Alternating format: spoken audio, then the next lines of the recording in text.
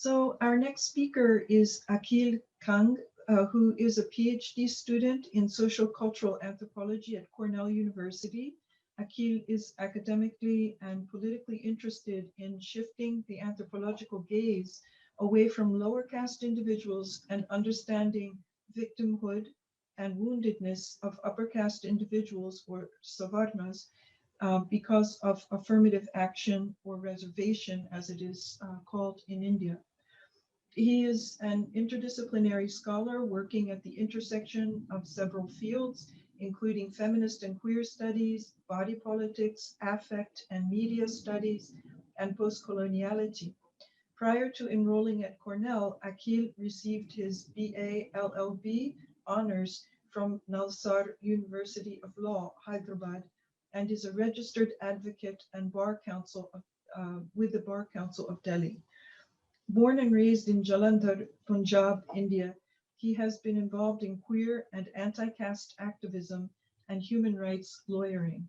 Please join me in welcoming Akhil, who's coming to us from Delhi, and I want to, from India, and I want to really thank you again, Akhil, for making this effort, staying up so late, and being with us today. Hi, thank you so much. I'm just gonna put my video on for like 2 seconds because I know as people who we take classes in Zoom world, it's very annoying when everybody's just turned their video off. So I just wanna say hello to everyone. I've been feeling a little unwell, so I'll put my video off, but just to say hi to everyone. Um, and thank you, Paula, and others, and all the other organizers of. Apologies, I'll be coughing a lot. Sorry. And other organizers for having me here. I'm really grateful.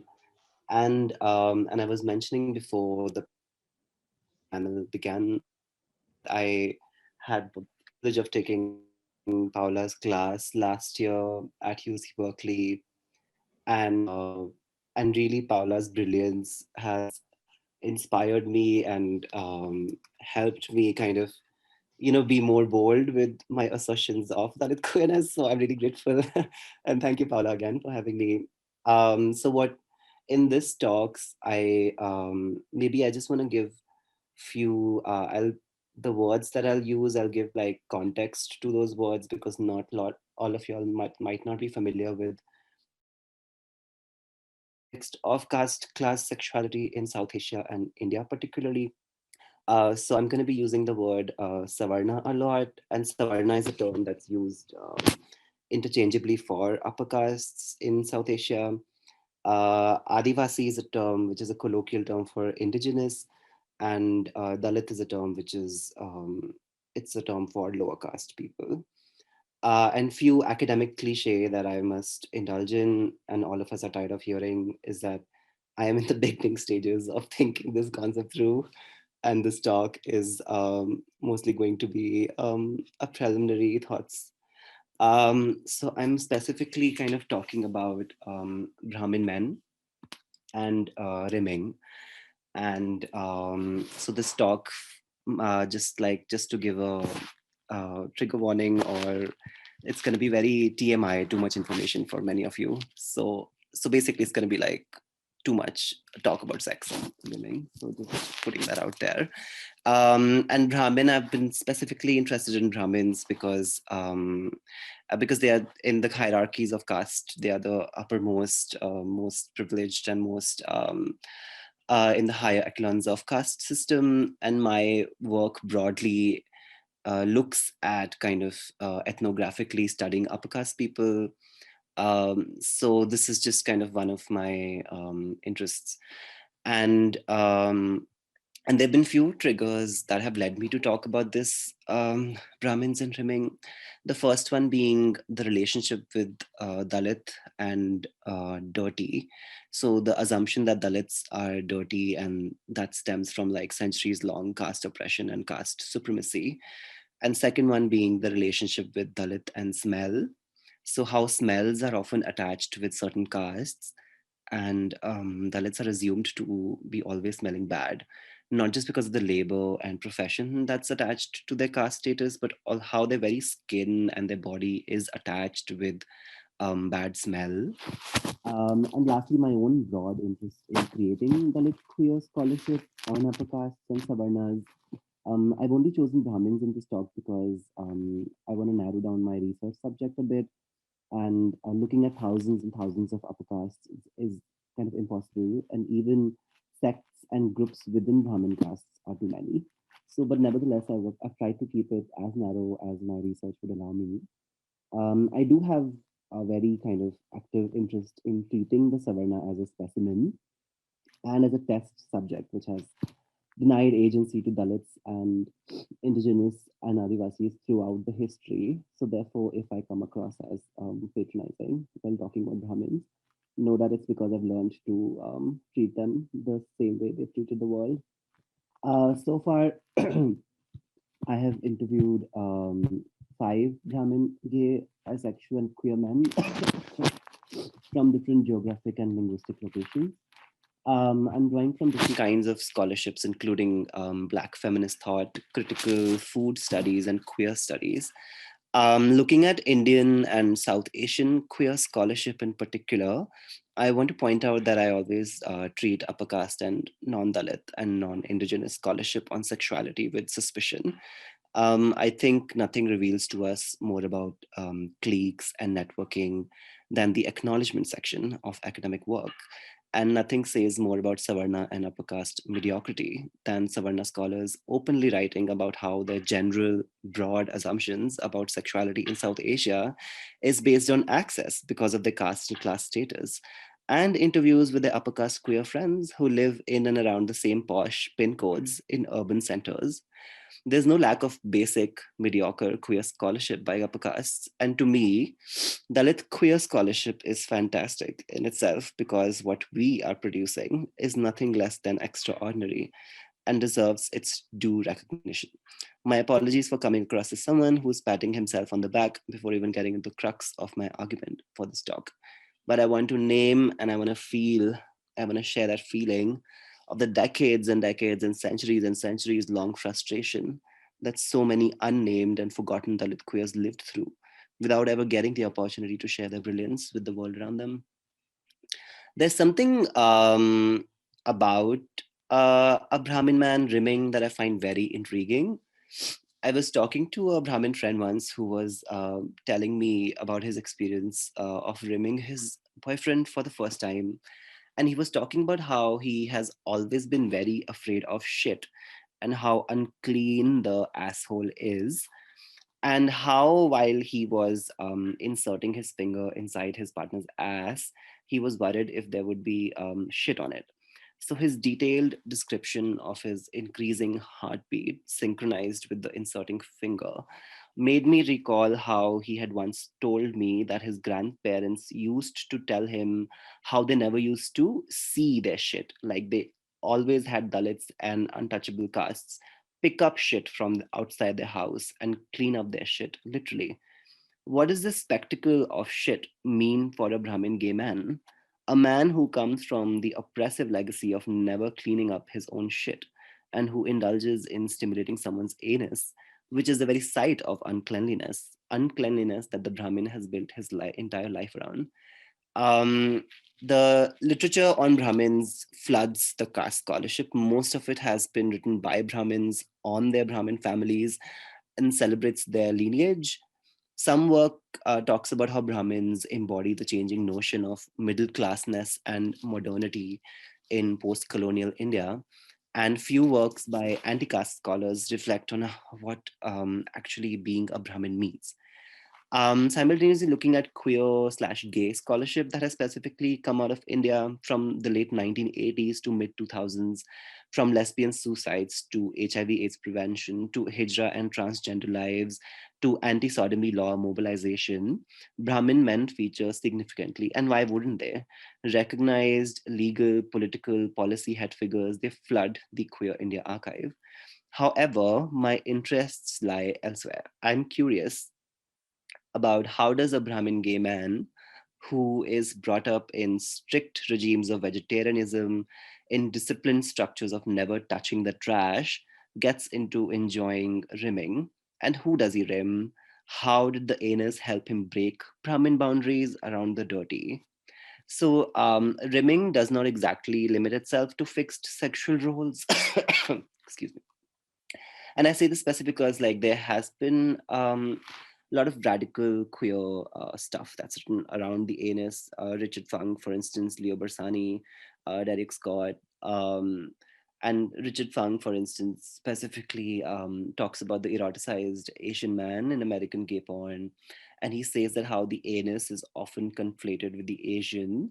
That is how Asian men are, almost always take the passive role of being penetrated and exist only to please the penetrating white man. And as I pointed out before, there's plenty of scholarship on gay sex in India, and a lot of it has to do with who is getting fucked and who is fucking. That is, who is penetrated and who is penetrating, and how that relates to power and sex. I'm more interested in how the power dynamic of this act being the Brahmin gay man rimming, is informed by sexual politics of caste. So, by talking about Brahmin boys and rimming, I'm also pointing out that there's severe lack of discussion about pleasure in Dalit and anti caste discourse.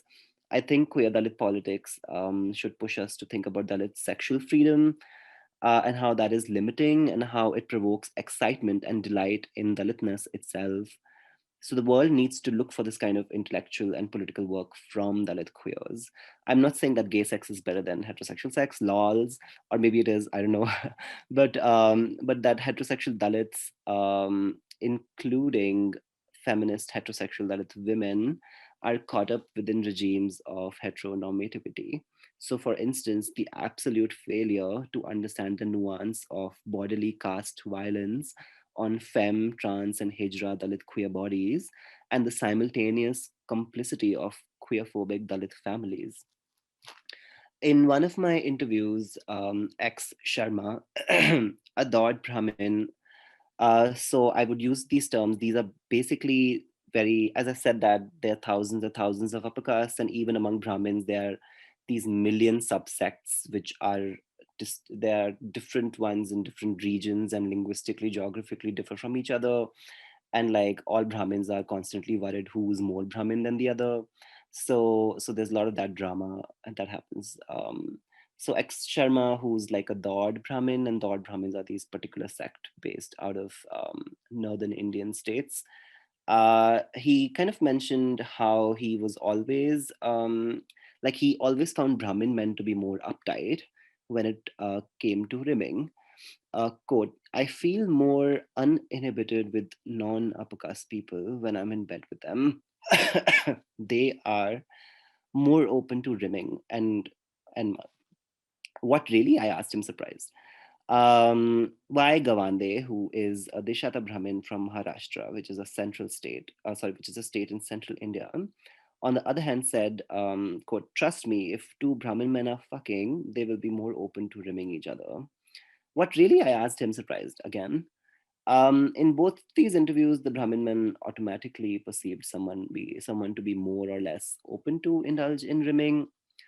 And then Wai went on to explain how he's been all over the world, and he's been in India, in UK, US, and a couple of other global North countries, and he said that how he knew that it was very racially informed as well, because he knew that as an Indian man in the US, he knew that he was perceived to be unclean, but he was more open to rimming white gay men as opposed to other ethnicities, including Black and Latino gay men.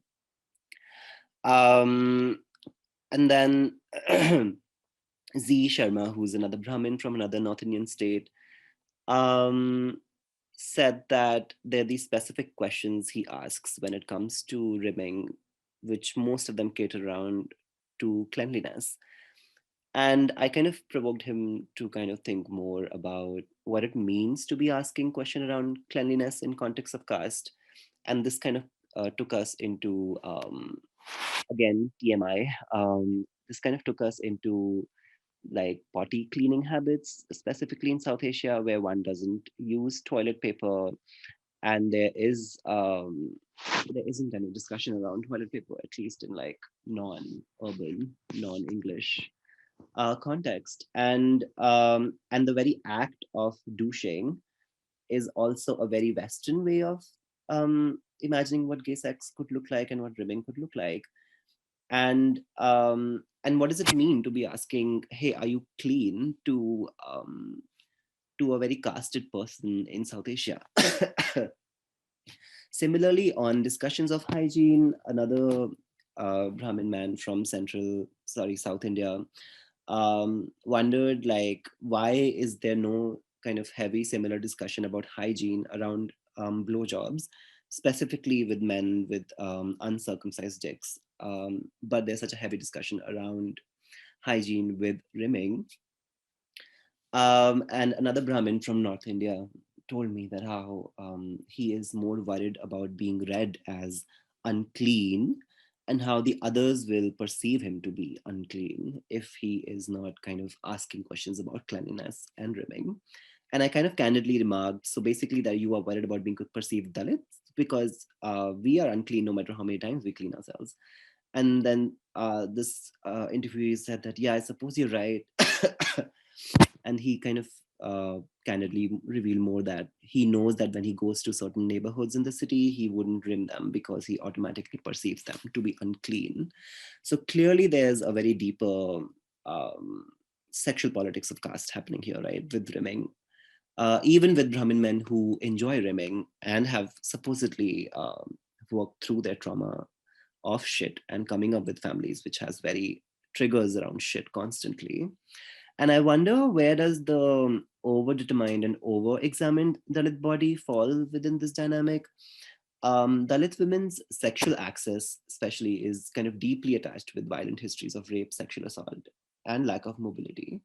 And how does this help us think through Dalit queer sexual access, the dirty and undesired, the Dalit queer body, which Savarnas wouldn't rim, but also assume to be open to rimming because they're apparently more sexually available to Savarna men's desires.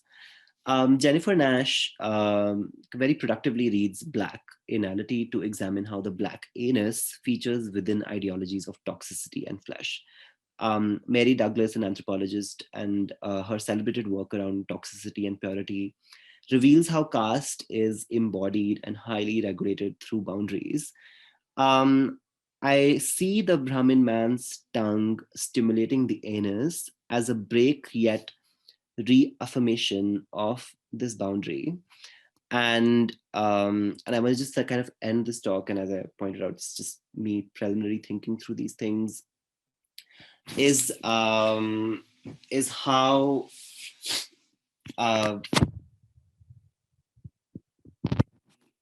has been the site of interest in caste scholarship since decades and centuries, and how Dalit queer kind of helps us complicate that through the act of rimming and sex, and how that kind of tells us much more about uh, dynamics of power um, than kind of other heterosexual settings of understanding relationships of caste.